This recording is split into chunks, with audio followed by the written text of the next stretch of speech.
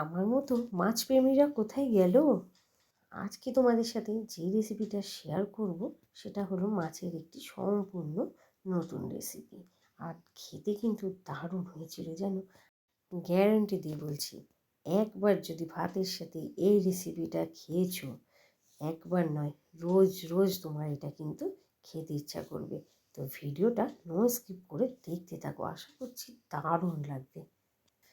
তো এখানে দেখো, আমি মাছ নিয়ে নিয়েছি। আর মাছের মধ্যে দিয়ে দিচ্ছি নুন, হলুদ আর লঙ্কার গুঁড়ো, আর দিয়ে দিলাম লেবুর রস। আর যেহেতু আমরা 3 জন, তাই 3 পিস মাছ নিলাম। এরপর এইটাকে আমি মাখিয়ে নিচ্ছি। মাখিয়ে নিয়ে ওই 15-20 মিনিটের মতো এটাকে এইভাবে ম্যারিনেট করে রেখে দেবো। এই যে এইভাবে ঠিক মাখিয়ে নিতে হবে সব মাছগুলোর মধ্যে। নতুন নতুন রেসিপি ট্রাই করতে আমার ভীষণই ভালো লাগে, আর আমি করেও থাকি। আমার চ্যানেলে খেয়াল করলে দেখতে পাবে যে অনেক রেসিপি আমার নতুন, মানে আমার নিজের আবিষ্কার। আর বেশিরভাগই পুরনো রেসিপিও আছে, কারণ আমার দিদিমার কাছ থেকে অনেক কিছুই আমার শেখা। মানে এই রান্নাটা বলতে পারো আমার দিদিমার কাছ থেকেই আমি শিখেছি। তো এরপর আমি এখানে কেটে নিলাম টমেটো একটা, আর এখানে আমি দিয়ে দিচ্ছি ধনেপাতা। ধনেপাতাকেও আমি কুচো করে নিলাম। আর এখানে আমি নিয়ে নিচ্ছি রসুন। রসুন ওই 4-5 কোয়ার মতো রসুন দেব, খুব বেশি রসুন আমি ইউজ করব না এখানে। আর দিয়ে দিচ্ছি আমি এখানে কাঁচা লঙ্কা। এই 2টো কাঁচা লঙ্কা এখানে চিড়ে দিলাম, আর একটা আমি দিয়ে দিলাম গোটা। এই যে দেখো, আমার কিন্তু সবগুলো কাটা হয়ে গেছে। এরপর একটা মশলা আমি তৈরি করে নেব।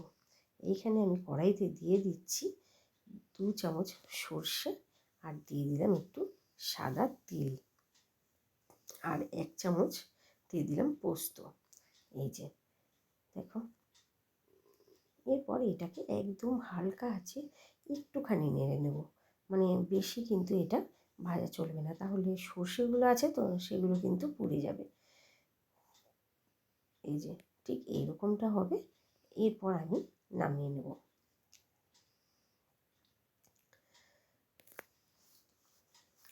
সর্ষে ভাজার গন্ধ আর তার সাথে এই যে তিলটা, মানে ভাজা গন্ধটা এত সুন্দর উঠেছে যে কী বলবো। তোমরা যারা রান্না করো তারা তো যা বুঝতেই পারো যে সর্ষে ভাজলে দারুণ কিন্তু একটা গন্ধ ওঠে, তাই না?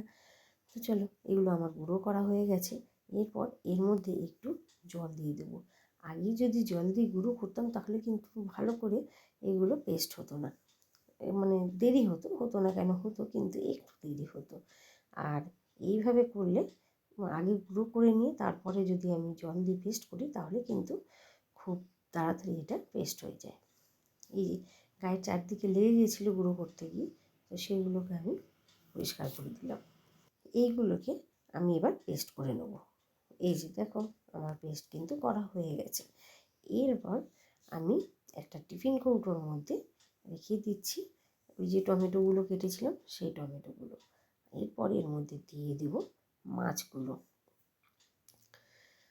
মাছ নিজেদের মতো যে মানে যার পরিবারে যতজন মানুষ সেই হিসেবেই মাছটা নিতে হবে।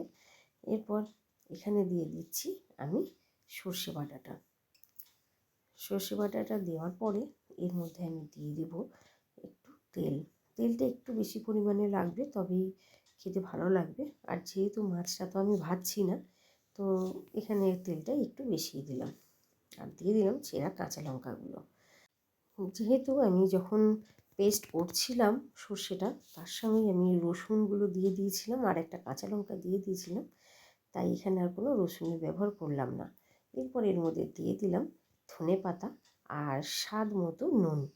দেওয়ার পরে এগুলোকে এরপর ভালো করে কিন্তু মাখিয়ে নেব। তবে এই যে চামচ দিয়ে আমি মাখাতে গিয়েছিলাম, তো আমি আবার হাতে মাখালে ভালো করে মাখাতে পারি আর কি, চামচে আমার ঠিক হয় না, সেই জন্য আবার হাত ব্যবহার করতে শুরু করে দিলাম। দিয়ে আমি এগুলোকে ভালো করে মাখিয়ে নেব। মাখিয়ে নেওয়ার পরেও কিন্তু এটাকে আরও কিছুক্ষণ এটা আমি রেখে দেবো, ওই আরও 15 মিনিট বলতে পারো। আর এর মধ্যে একটু মিক্সি ধোয়া জলটাও দিয়ে দিলাম। আর সামান্য পরিমাণে একটু তেলও ওর মধ্যে অ্যাড করে দিলাম।